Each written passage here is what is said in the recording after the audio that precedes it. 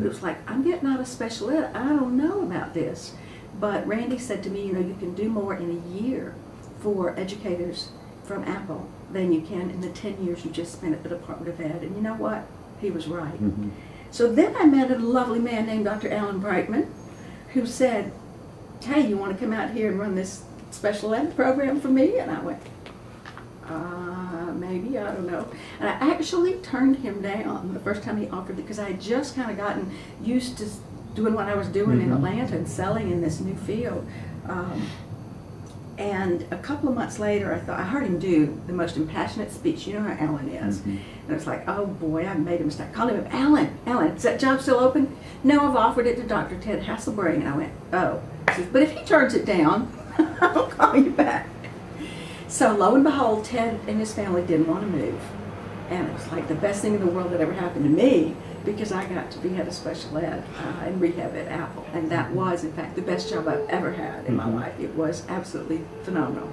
I got to meet a lot of my heroes that I had only heard about, like Don Johnston and Greg Vanderheiden and Barry Romick and you, Jesse Roy Budd and Dolores Hagan, who, you know, my dream as a special ed teacher way back had been to go to CTG, and now that was part of my job.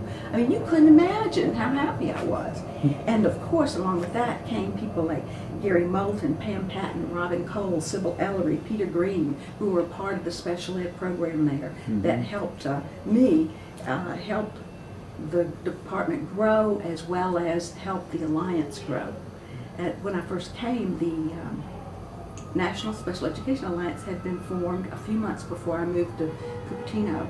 And within a couple of years, we decided that it made sense for it to be turned into a nonprofit. Because Apple, you know, time was changing, and Apple was like, how much money are you spending on that?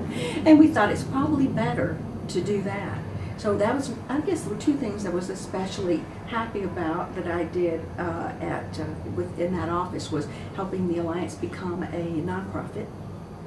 And then the other was I was able to gather and write and present the testimony to the U.S. Congress for Apple for the Americans with Disabilities Act.